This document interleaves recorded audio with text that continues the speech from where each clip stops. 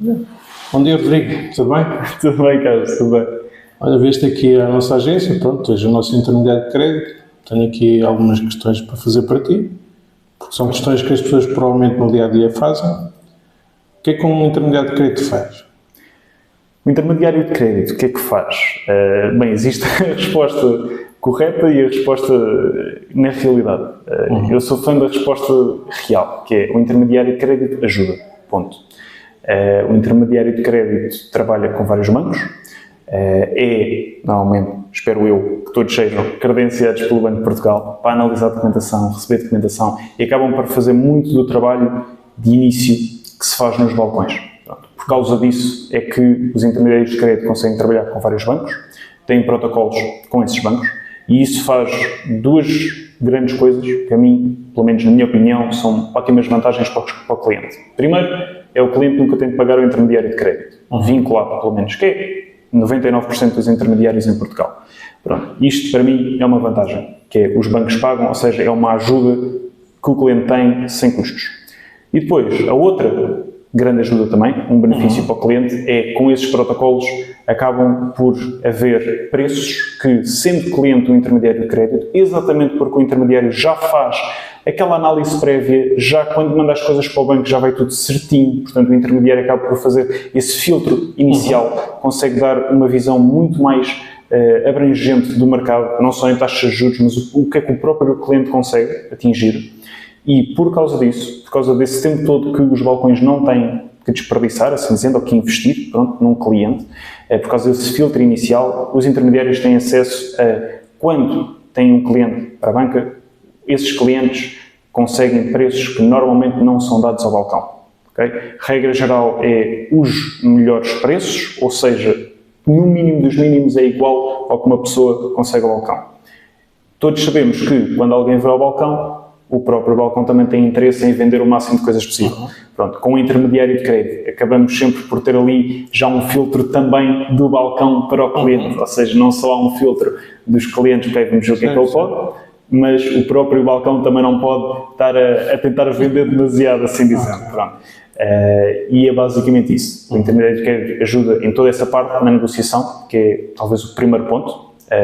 Antes disso é só ver em termos de viabilidade o que é que a pessoa consegue, caso ainda não saiba, e depois ajuda durante o resto do processo todo até à escritura. Pronto. Eu faço questão de ir à escritura, sei que não é necessário, ok, mas eu faço questão, porque assim damos um acompanhamento total, a pessoa tem sempre confiança naquilo que está a fazer. Sim, faz sentido, porque muitas vezes até pode haver casos em que o cliente tem intermediação de crédito, pode ter ou não um consultor imobiliário associado a si, e mesmo que tenha, às vezes o consultor pode não estar tão à vontade na parte do processo e por vezes o intermediário de crédito pode conseguir resolver à última hora alguma situação de stress. Exatamente, sim. A questão de consultores imobiliários, por acaso, é algo que me perguntam muitas vezes. Apesar de eu ser da 121 Heritage, se for contra a Centri, ou se for com a Remax, ou se for diretamente com o proprietário, se eu posso ajudar. A minha resposta é sempre a mesma. Eu trabalho com a 121, ok? Sou parte da Heritage, tudo ok? Agora, os nossos contratos são com os bancos, os meus contratos são com os bancos. Portanto, independentemente se compra com a Remax, diretamente ao proprietário, eu estou lá para ajudar. Obviamente, se comprar a 100% em dinheiro, pronto, se usar financiamento, então eu não consigo estar lá para ajudar. Mas usando financiamento, eu estou lá para ajudar. E isso é uma mais-valia.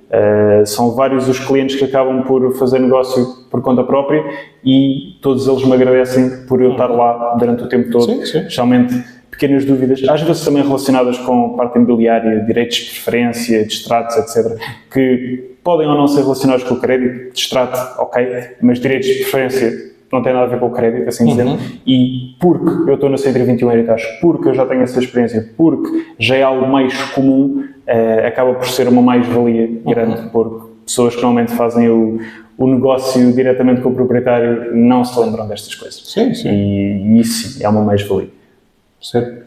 E outra questão, por exemplo, os clientes muitas vezes têm a ideia que o banco com quem trabalham é sempre o melhor banco para eles, porque já os conhece, certo?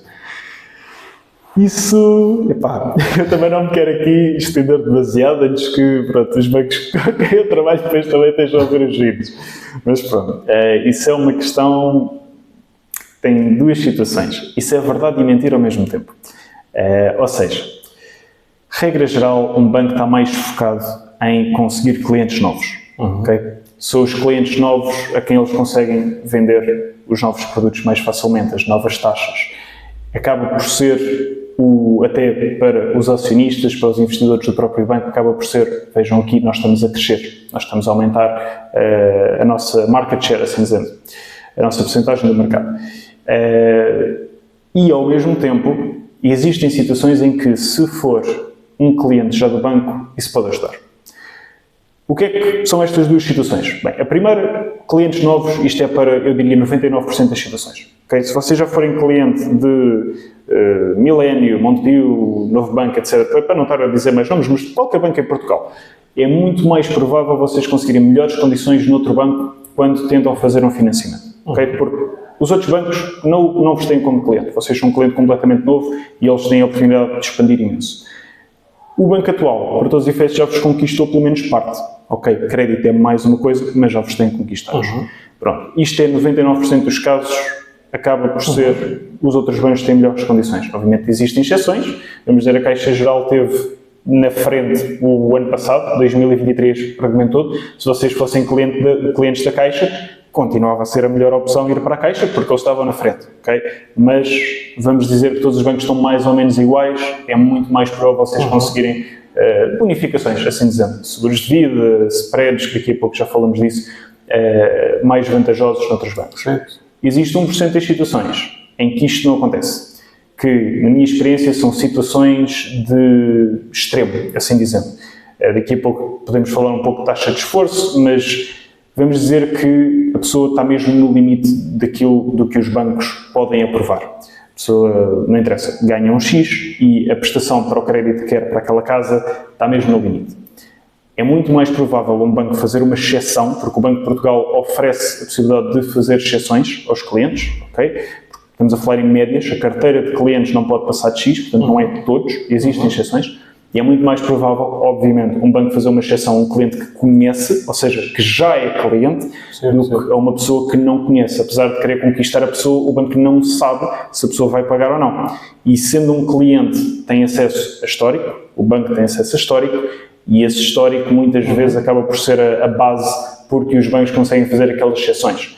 Portanto, se houver situações em que uma pessoa quer comprar uma casa de 200 mil e só consegue o financiamento a 88% e precisa mesmo daqueles 2% a mais, 90% de financiamento, é mais provável o banco onde a pessoa já é cliente, se a pessoa tiver lá o histórico, se tiver o ordenado, etc., conseguir fazer essa exceção. Okay. E em termos de spread, as melhores propostas são as que têm os spreads mais baixos, certo? Há uns anos atrás, isso até podia ser verdade, ok? Se tivermos puramente a falar de taxas variáveis, se uma pessoa tiver em taxa variável, pronto, 3, 6, 12 meses, não interessa, e for só isso que a pessoa quer, então a única diferença entre bancos vai ser spread. Mais ou menos. Depois existem seguros de vida, existem outras coisas, mas de um ponto de vista de crédito, taxa de juros, assim dizendo, o spread é a única diferença. E aí sim podíamos dizer que o que tiver menor spread é o melhor, com aspas. Pronto. Obviamente existem outros fatores, como eu disse, seguro de vida, até atendimento ao cliente, ok? Não é segredo nenhum que bancos, pronto, vamos dizer Caixa Geral, que é normal, não tem um serviço ao cliente tão aperfeiçoado como um banco como Santander, ok? É normal. A Caixa também é um banco que tem uma grande carteira de clientes versus a concorrência. Portanto, estes fatores acho que também importam. Mas, de um ponto de vista de taxa de juros, spread em taxa variável, certo, é talvez o ponto principal.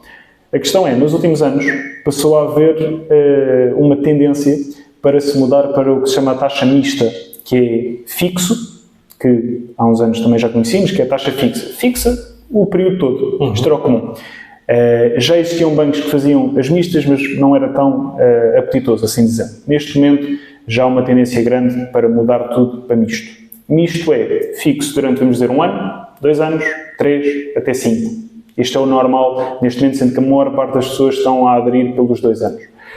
E depois desses 2 anos, passa então para variável. Qual é a situação? Nestes primeiros 2 anos, para dar aqui uma ideia fácil, o spread, assim dizendo, é 0. Não é, realisticamente não é 0, mas está incluído na taxa de juros que o banco dá. E vamos dizer que neste momento, Euribor mais spread, nós estamos a falar de uma taxa de juros total de 4,6%. Okay? Que Euribor está 12 meses, deve estar à volta dos 3,7, mais spreads, portanto estamos a falar a 4,6, 4,5. Neste momento temos taxas mistas, ou seja, fixo 2 anos, a 2,9% ou a 3%. Ora, quem é que, pergunto eu, vai escolher uma taxa de juros logo para começar de 4,5 quando pode ir para 3 ou para 2,9? Sendo que são 2 anos, ou seja, a Euribor tinha de descer para menos de metade em 12 meses só para fazer sentido começar a pensar nesta possibilidade. E nesta questão, o spread, assim dizendo, se é 0,75 ou se é 0,8 ou se é 0,85, que há bancos que tentam competir muito pelo spread porque as taxas mistas não são tão boas, já não é tão importante. Porque nós temos bancos neste momento que estão a praticar as taxas mistas a 2 anos de 3,8% e temos outros que estão a praticar 2,9%. Nós estamos a falar de quase uma diferença de 1%. Se o spread depois difere 0,05%, não interessa. Okay? Uma pessoa vai demorar 30 anos só para fazer a diferença no banco que dá 0,05 versus aquele 1% que estaria no banco anterior. E depois, obviamente, temos as outras coisas aí, já um pouco mais detalhes, seguros de vida, seguros multirriscos, que são normalmente o que os bancos obrigam a ter no banco, porque acaba por ser lucros para eles, que muitas vezes não é necessário, okay? Especialmente se tiverem um intermediário de crédito. Normalmente essas questões conseguem ser mais facilmente negociadas. E isso também há de ter em conta. Há bancos que praticam esses seguros muito mais caros que outros e, para todos os efeitos, não interessa se vocês têm uma taxa de juros um pouco mais baixa, se depois nos seguros vão pagar muito mais. Portanto, acaba por ser um bolo todo a analisar detalhadamente e mais uma razão para o intermediário de crédito ser também uma pessoa que esteja no processo para conseguir analisar isso tudo com o cliente e ver a melhor opção. Então diríamos que o intermediário de crédito é quase como se fosse um alfaiate do crédito de habitação. Acaba por ser isso. Sim, exatamente. Pronto. Okay. Então podem construir soluções mais à medida do cliente e que se ajustam mais ao perfil de cada cliente. Exatamente, sim. Pela experiência do intermediário, ou seja, eu posso falar pela minha, obviamente, existem mais pessoas na profissão. É importante, eu pelo menos acho importante na minha profissão, porque eu faço saber, praticamente de cor, todas as taxas que os bancos com que eu trabalho praticam. E quais é que são o tipo de clientes a que eles estão mais propícios a aderir. O Santander, por exemplo, e isto não é segredo nenhum, o Santander gosta de clientes nacionais. O Santander não tem muito interesse em clientes estrangeiros. Ok, tudo ok. Aí já sei que o Santander é só para clientes nacionais. Pode acontecer ser cliente estrangeiro, mas é muito mais fácil um novo banco que está mais virado para clientes estrangeiros, okay, ou até caixas de depósitos, conseguir melhores condições do que o Santander. No entanto, o Santander oferece condições excelentes, que mesmo que às vezes não seja a taxa de juros mais baixa, consegue oferecer outro tipo de vantagens que nenhum outro banco oferece. Portanto, este tipo de detalhes são importantes, lá está, para conseguirmos fazer uma proposta, assim dizendo, um leque de propostas à medida do cliente. Eu sei que existem pessoas, clientes que vão banco a banco e existem também intermediários de crédito que mandam para todos os bancos com que trabalham. Eu acho que isso não faz muito sentido porque primeiro é estar a apresentar uma data de propostas. Eu acho que existe, na minha opinião, existe uma coisa que é demasiadas opções. Fica extremamente complicado. E depois se existem 5 bancos que não estão competitivos, porque é que eu vou apresentar esses 5 bancos? Se existem 2 ou 3 que não se enquadram, porque é que eu vou apresentar esses 2 ou 3? Desde que isto seja bem explicado à pessoa, ao cliente, tudo ok. E, obviamente, tem que haver... a pessoa tem que estar segura no que o intermediário de crédito está a fazer. Okay? Tem que ter confiança. Porque eu também sou uma pessoa... eu não minto aos meus clientes, mas eu podia ser uma pessoa horrível que estaria, não, vá para este banco que este é o melhor e há 10 bancos melhores e eu só quero aquele porque aquele paga mais. Pronto, não é o caso, felizmente. Mas tem que haver confiança e essa confiança tem de ser estabelecida. Então o intermediário de crédito acaba sim por fazer Eu confesso que não posso dizer esta palavra, que é consultoria, porque existe consultor de crédito, e isso é outra coisa, não é um intermediário de crédito, ok? Mas acaba por ser dar as propostas mais... esqueci da palavra. Mas que sejam mais apelativas para o cliente, de acordo com as necessidades. As propostas que sejam mais apelativas para o cliente, exatamente. Okay. Obviamente depois é o cliente que escolhe, ok? Ponto. E isso é importante dizer. Pronto, eu apresento as propostas, neste caso, pronto, trabalho com os bancos apresentam, eu, junto com o cliente, vemos as propostas que podem ser indicadas, mas é sempre uma decisão do cliente. Certo, certo. E a nível de taxa de esforço, os clientes têm algum limite de taxa de esforço? Os bancos calculam isso? O que é que... Então, taxa de esforço. Isso é algo que, por acaso, demora um bocadinho a explicar, mas vou tentar ser rápido. A taxa de esforço, sim, existe um limite. Okay? O Banco de Portugal coloca um limite que é 50% do salário líquido da pessoa. Esse é o limite. O que é, na realidade, a taxa de esforço? A taxa de esforço é a dívida que a pessoa paga mensal, ou seja, vamos dizer que temos um crédito de 100 mil euros, a pessoa paga 300 euros. Okay? Esses 300 euros não podem exceder os tais 50%. Okay? Portanto, se tivermos um salário de 600, 300 euros seria 50%. Isto, de maneira muito simples, é o limite que o Banco de Portugal impõe. Mas mais ou menos. Porque uma coisa é o que o Banco de Portugal impõe, outra coisa é depois o que é que os bancos também praticam. E a taxa de esforço é uma coisa. Existe depois uma segunda, que é a segunda taxa de esforço, assim dizendo, nós na área sabemos que é a DSI, que é Debt Service to Income, que aí já tem em consideração os seguros, ou seja, todos os custos, não é só os seguros, mas é todos os custos que a pessoa tem ao fazer aquele crédito.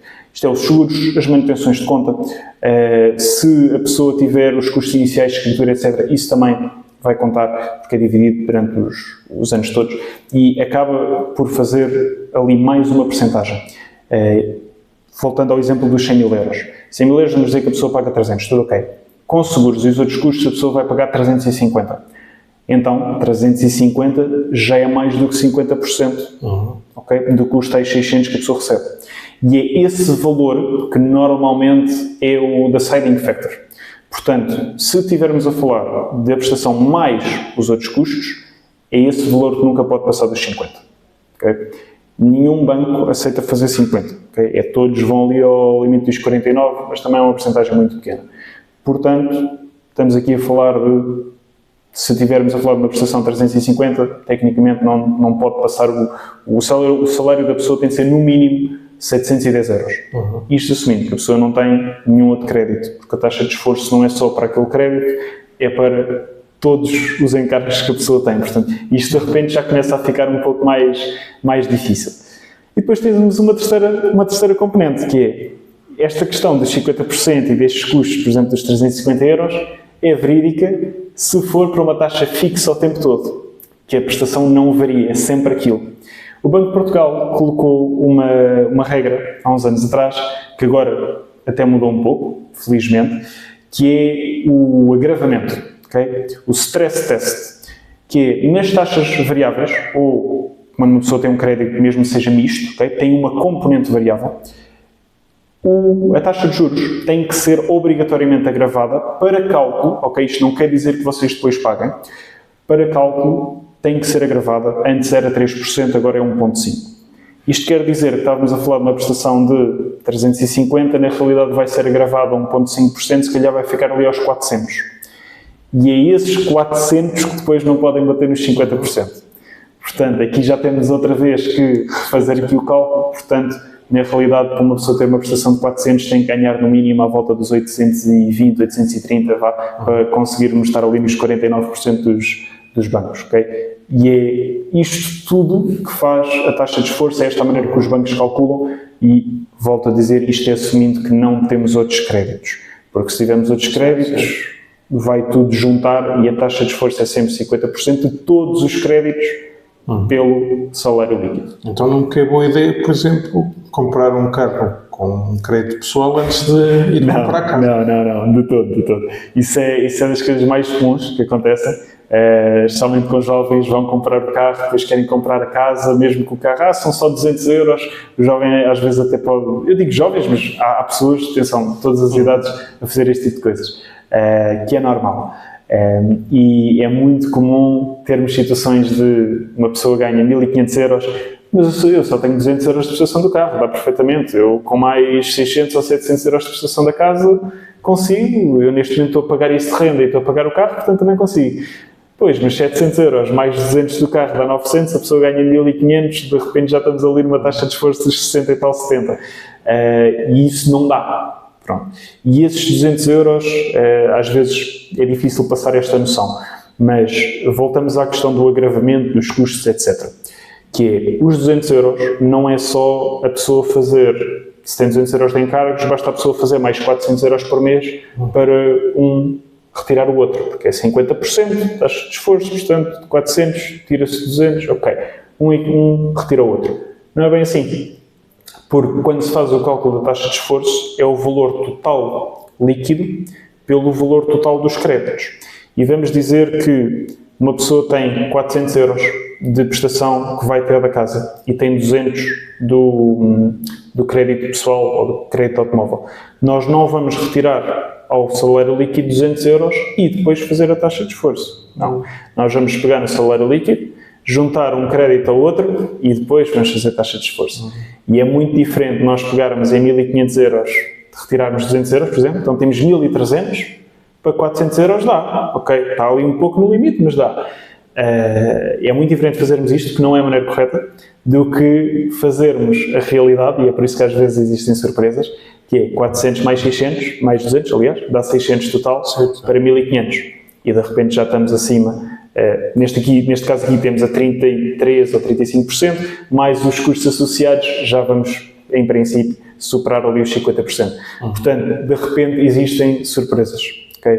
Portanto, regra geral, se tiverem a pensar em adquirir uma casa, não adquiram um carro a crédito. Esse seria o meu conselho, assim dizendo, como amigo. Portanto, se quiserem adquirir depois, tudo ok. Especialmente porque um crédito de habitação normalmente tem juros muito mais baixos. Portanto, e eu diria que para a maior parte das pessoas comprar uma casa é mais importante que comprar um carro. Portanto, primeiro comprar a casa, depois assumindo que têm taxa de esforço para ir para o carro. Até porque quando um banco está a olhar para um cliente que já tenha um crédito pessoal, normalmente não tem um perfil tão bom para o banco. Okay? Os bancos também querem vender créditos pessoais, também querem vender créditos automóveis, mas quando se está a falar de habitação, os rácios são um pouco diferentes. E um cliente que tenha muitos créditos pessoais ou faça créditos pessoais para o automóvel antes sequer de comprar uma casa, é um cliente que o banco vai pensar, epá, isto é um pouco arriscado, é uma pessoa que gosta muito de consumir, de comprar muitas coisas.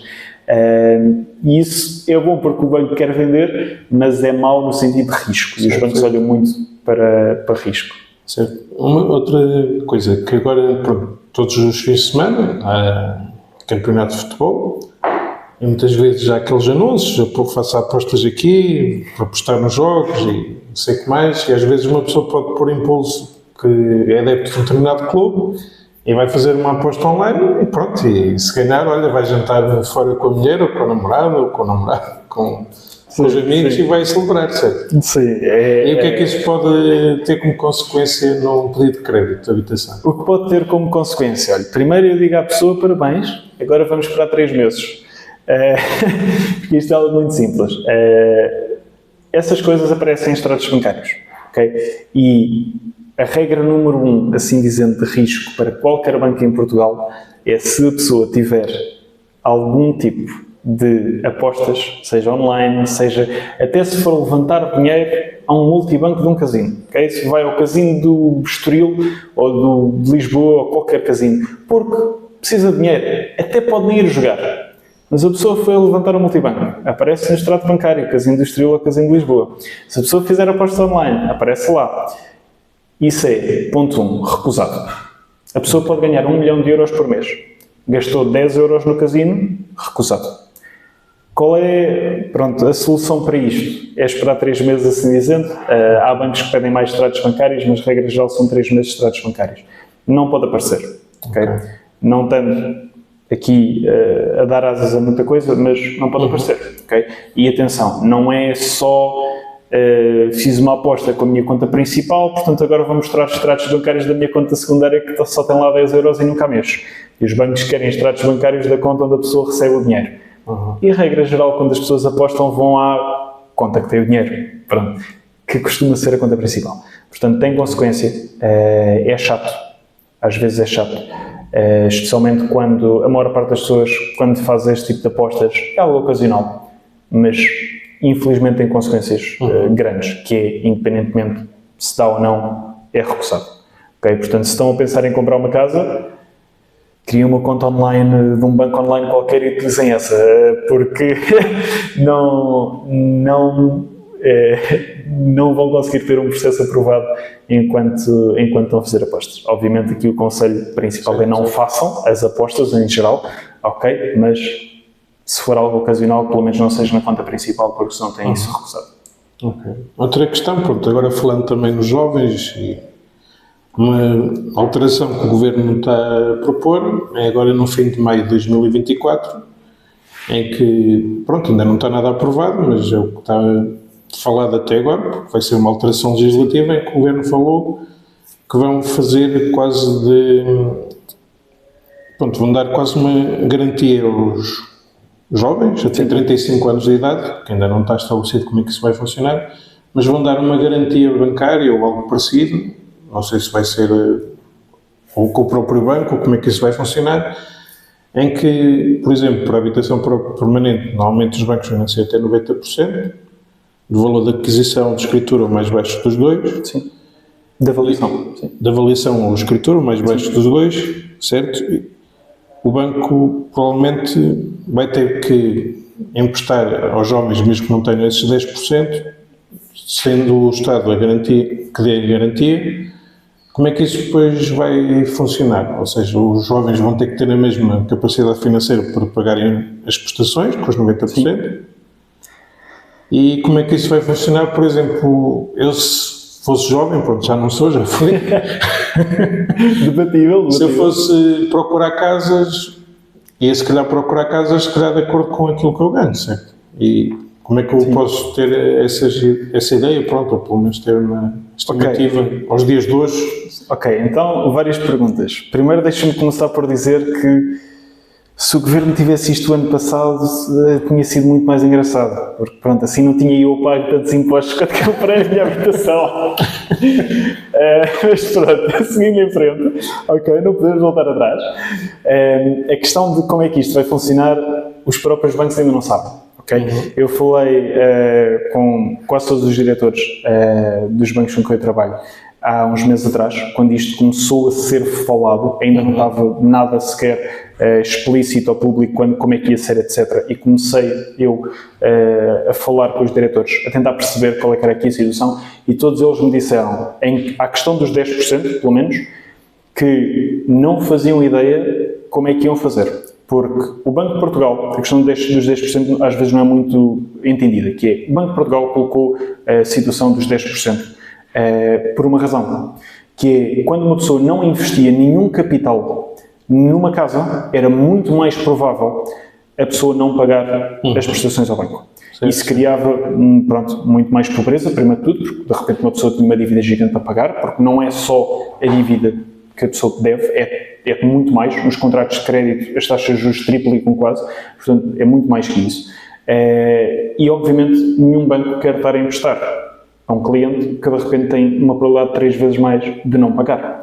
E isto acabou por ser uma regra implementada, que é os 10%, que acaba por ser a razão de duas coisas, que a primeira, a pessoa precisa de investir numa casa, precisa de ter algum dinheiro investido para, ok, nem que seja a nível psicológico, ok, o meu dinheiro está aqui, eu não o quero perder, porque se eu não pagar a prestação, se eu não pagar ao banco ao longo dos anos, pronto, como está estipulado no crédito, o banco vai pedir muito mais do que o valor da dívida e de repente o que eu investi, eu de repente tive eu a pagar mensalmente e ainda perdi dinheiro. O pior negócio possível.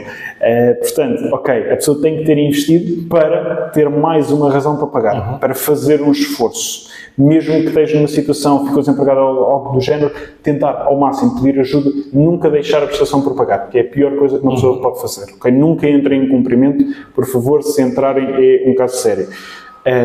E depois, a segunda razão é, se uma pessoa não poupa, ok, vamos dizer que a pessoa recebe 2.000 euros por mês e não tem poupanças de 4, 5, 6 mil euros. Okay? Para uma casa isso nem seria suficiente, mas vamos dizer para uma casa de 100 mil, precisam no mínimo 10 mil, mais impostos, ok? Precisavam de 14 mil euros. Se uma pessoa que ganha 2 mil não consegue poupar pelo menos 10 mil, como é que nós conseguimos fazer aqui o argumento de, ok, a pessoa, mesmo que tenha dificuldades mais para a frente com o crédito, vai conseguir pagar sempre. Ou seja, uma pessoa que ganha 2.000 euros, está neste momento a pagar uma renda de uma casa normal, não tem casa própria, não tem créditos, paga 500 euros por mês. Ok. Que é um quarto. Ok. Um quarto do seu salário, literalmente um quarto, aos valores de hoje. Essa pessoa, em princípio, se está a pagar 500 euros e ganha 2.000, assumindo que é líquidos, deveria conseguir poupar. Se não poupa, é porque consome muito. Ora, um banco normalmente quer uma pessoa que tenha um risco um pouco mais baixo. E uma pessoa que consome muito e nunca faz poupanças tem um risco um pouco mais elevado. Adicionamos a isto a situação de não dar os 10%, etc., temos um risco grande. Qual é a diferença de uma renda normal para um crédito? É como se não pagar, podes sair e, ok, não há mal nenhum, pronto, esperemos que não fiques com dívida ao proprietário, pronto, mas, ok, podes sair daquela casa, vais para outra, casa dos pais, o que for. Se não pagares ao banco, tens um molho de problemas muito maiores. Ou seja, ter uma prestação é algo quase obrigatório. Tens que a pagar. Não é, se eu tiver dificuldades, posso não. Porque se fores por esse caminho, dá sempre tudo mal. E, para conseguirmos fazer este argumento, temos que colocar, lá está, a taxa de agravamento, que o Banco de Portugal depois começou a fazer, que é, se a pessoa tiver um mês mau, ou se tiver que ir ao hospital, com que dinheiro é que a pessoa vai? Se uma pessoa não faz poupanças, mesmo que consiga pagar a prestação todos os meses, tudo bem, não faz poupanças porque está ali muito no limite. Tudo ok. Vai ao hospital, mesmo que tenha seguro de vida, ou seguro de saúde, neste caso, que se já está muito no limite, é possível que a pessoa não tenha seguro de saúde, de repente tem uma conta de 500 ou 1.000 euros ou 2.000 euros para pagar. O que é que vai fazer? Vai ter um crédito pessoal? É que aí, de repente, começamos a acumular. E então, a questão dos 10% foi feita por estas duas coisas. Primeiro, a pessoa ter uma poupança e depois investir. Esta situação do governo começar a dar os 10%, eu acho que é bom, ok, para todos os efeitos. Neste momento tem sido difícil, especialmente com os salários de hoje em dia, os jovens conseguirem chegar aos montantes de 10% mais impostos, ok? Acho que é bom. Como é que os bancos vão reagir a isso? Acaba neste momento por ser uma incógnita. Falámos há pouco, por exemplo, de 5.000 euros. Uma pessoa que tenha poupanças de 5.000. Ok, se o governo der 10, vamos dizer que a avaliação não veio perfeitinha, portanto o governo não dá 10, dá 8%. Okay? Porque existe essa previsão na lei, de poder ser um pouco menos que os 10%. Vamos dizer que a pessoa tem que dar 2%, okay, mais impostos, caso já tenha comprado uma habitação, ou mesmo que não tenha pagar os impostos. É 2%, vamos dizer que é 2 ou 3 mil euros, mais as despesas dos bancos, que os bancos têm comissões, eles ganham dinheiro também, vamos dizer que é 1.500 euros de comissões, mais escritura. Portanto, a pessoa tem que ter 4.500. Ok. Eu aqui já começo a dizer, ok, a pessoa teve de poupar este valor, é muito difícil de repente um jovem ter 20 ou 30 mil euros para dar de entrada mais impostos, tudo ok, portanto vamos diminuir isso. 5.000 euros, tudo ok. Aqui coloca-se a questão, e se uma pessoa não tiver essas poupanças? O Estado dá 10%, o banco dá 90%, a pessoa não tem, se calhar vai pedir à família. Há muitas nuances. Agora, é uma medida que eu estou bastante curioso para ver como é que funciona. Acho que vai fomentar muito a compra de habitação. Nós já somos um país que compra imenso. Okay? Nós somos dos países da Europa com maior taxa de proprietários e não de arrendatários. Portanto, acho que isto vai fomentar bastante isso, especialmente os jovens. Lá está, gostava eu de não ter pago imposto de selo o ano passado. Portanto, muito bom. Agora, como é que isto se vai implementar? Fica difícil. Algo muito bom, independentemente da questão do financiamento, é a questão dos impostos. Okay? Impostos é algo que se tem falado já há algum tempo. tão altos, okay? Numa casa de 300 mil euros, se calhar estamos ali a falar de as despesas todas com impostos, se calhar estamos a falar de 10 mil euros. E não é todos os jovens que têm 30 mil para dar para uma casa de 300, mais 10 mil para impostos, mais despesas dos bancos. Mesmo com ajudas dos pais, não é toda a gente que tem 40 mil parados. Portanto, tudo bom. Pronto. E consegues ajudar, pronto, ver, por exemplo, um casal, pronto, ganhem os dois em conjunto 1.500 euros, 2.000 euros, sim. 3.000, até quanto é que eles podem teoricamente ir, pronto, assumindo que o Estado trata desses 10%, sim. que há a isenção do IMT e do imposto de selo até ao quarto escalão do IMT. Sim. Como é que as pessoas podem então começar a balizar até onde é que podem ir? Ok. Então, assumindo que isto é implementado, a questão, por exemplo, dos 10% do Estado, assumindo que isto é implementado como se também fosse um crédito, ok? Isto é eu a assumir, porque neste momento não sabemos como é que vai funcionar. Não sei se o Estado dá 10% e nem sequer é uma dívida, o Estado só dá e pronto. Que custa-me um pouco a acreditar, mas pode ser, ok? Digamos que é um financiamento a 100%. 90% do banco, 10% para o Estado e o Estado tira depois a sua parte da prestação, nem que seja a 0% de juros, não sei como é que isso vai funcionar.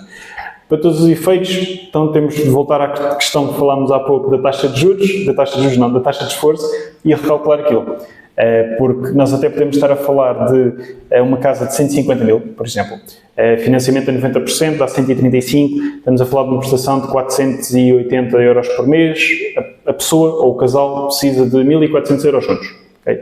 1.400 euros, tudo ok. Portanto, se os dois receberem 700 euros líquidos por mês, dá 1.400, perfeitinho, conseguem uma casa de 150. Então um casal mais ou menos com o salário mínimo pode comprar uma casa até 150 mil euros. Com financiamento a 90%, sim. Aqui vamos ter de esperar um pouco para ver como é que é a questão dos 10%, porque se os 10% contarem também como financiamento, então se calhar temos aqui de acrescentar à prestação se calhar mais 80 ou 90 euros por mês. E então já estamos a falar de uma prestação mais perto dos 600 do que dos 500. Então já não é 1.400 euros que o casal precisa, é 1.600. Portanto, temos aqui nuance, temos de ver. Agora, sim, dá perfeitamente, quem tiver a ver, esteja à vontade para falar comigo ou com qualquer outro intermediário de crédito. Se falarem comigo eu fico mais feliz. Pronto, porque dá perfeitamente para ver quais é que são os valores mínimos, assim dizendo, para um certo valor de casa. Okay? Isso é algo que se vê fácil, às vezes numa conversa telefónica, a maior parte das vezes é como eu faço, consigo logo dizer ao cliente, em princípio, isto dá, isto não dá, vocês vão ficar a pagar isto, esta é a taxa de juros. Lá está. Ter este tipo de conhecimento ajuda-me bastante, porque logo numa chamada telefónica consigo dar bastante informação. Portanto, este tipo de viabilidade, especialmente para jovens que de repente agora estejam, calma lá, afinal não preciso ter tantas poupanças para comprar uma casa, se calhar vou começar a pensar nisto, até porque com os juros de hoje em dia, se calhar a renda que vocês estão a pagar dá para comprar uma casa. Portanto, sim, qualquer pessoa que neste momento esteja um pouco mais virada está à vontade, dá perfeitamente para fazer esse tipo de viabilidade rápida. Temos para os 150 e temos, por exemplo, quantos valores? Temos. Eu até tenho aqui escrito aqui nas notas do meu telemóvel, já vim preparado. E estamos a falar de uma casa de 150, portanto, eu estou sempre a assumir 90% de financiamento, ok? Vamos dizer que o Estado dá 10 e é só um dado, pronto. Não é financiamento, não é nada. Portanto, 90% de financiamento, isto é o que vocês vão pagar ao banco. 150 mil dá 486 euros por mês, que é 1.400 euros, um casal tem que ter 1.400 euros por mês líquidos, ok? Para poder pagar uma prestação de 486, ok? Volto a dizer, tal como dissemos no início do podcast, existem exceções, ainda não se sabe bem como é que é esta questão dos 10%, mas pelos dados que temos agora, isto seria viável. 200 mil euros, que é uma casa já normal, é um T2 na maior parte dos sítios neste momento na Grande Lisboa. Estamos a falar em 644 euros por mês, regra geral, e um casal precisava ter à volta de 1.750 euros líquidos. Okay? Portanto, um casal, duas pessoas, vamos dizer, portanto, estamos a falar de 900 euros, mais ou menos, cada um deles 900 euros líquidos. Ok, não parece ser muito difícil, assim dizendo. Portanto, 250 mil euros de aquisição, estamos a falar em 800 euros por mês de prestação, e aí já vamos para salários de 2.000 euros por mês líquidos, um casal. Portanto, 1.000 euros cada, ou um que ganha 1.300 e outro ganha 700. Pronto, ok. E 300 mil, que eu não vou dar mais exemplos do 300 mil, porque para todos os efeitos, neste momento, o que temos é o máximo para estas bonificações de 10% é até 313, se eu não tenho erro, ou 315, portanto, ok, vamos para os 300, que é mais ou menos o valor, o último valor possível. 300 mil de aquisição, estamos a falar de 966 euros por mês de prestação, ok? E isto quer dizer que um casal, no mínimo, tem que ter 2.600 euros por mês líquidos. Isto assumindo que o casal não tem outros créditos. Certo, Okay? certo. Outros créditos volta a ser aqui muito Por isso, muita atenção, não se metam em compras de carros e coisas Sim, afins, sim, e telemóveis, e seja o que for, antes de pensarem em comprar a casa. Sim, sim. Ok. E não tenham cartões de crédito de 5 ou 6 mil euros, por favor, ok? Cartões de crédito é algo que normalmente os bancos não olham muito, se forem valores de 1.000 ou 2.000 euros, tudo ok, não há problema, mas a partir do momento em que chega ali aos 4, 5, 6 mil, o banco já começa a olhar para aquilo, ok? E de repente vocês já não estão num tipo de cliente em que o banco está confortável a ir para os tais 50% de taxa de esforço, já é 40 ou 45%. Portanto, tenham cuidado com a utilização de crédito, especialmente se querem comprar uma casa, e algo muito importante é esta questão de ter a vossa vida financeira mais organizada, assim dizendo, não fazer demasiadas compras antes de adquirir uma casa. Ok. Pronto, Rodrigo, obrigado Obrigado, meu Carlos. pela tua ajuda e espero que vocês tenham achado também a conversa bastante proveitosa. Pronto, e agora é colocar em ação o vosso plano, e os jovens com menos de 35 anos, parabéns, porque podem vir a ter a possibilidade de comprar a vossa primeira casa. Exato, bastante mais cedo do que provavelmente pensavam. Sim. Portanto, boas notícias. Então vá. Obrigado, Carlos. Abraço. Obrigado, abraço. Obrigado. Correu bem? Sim. Sim.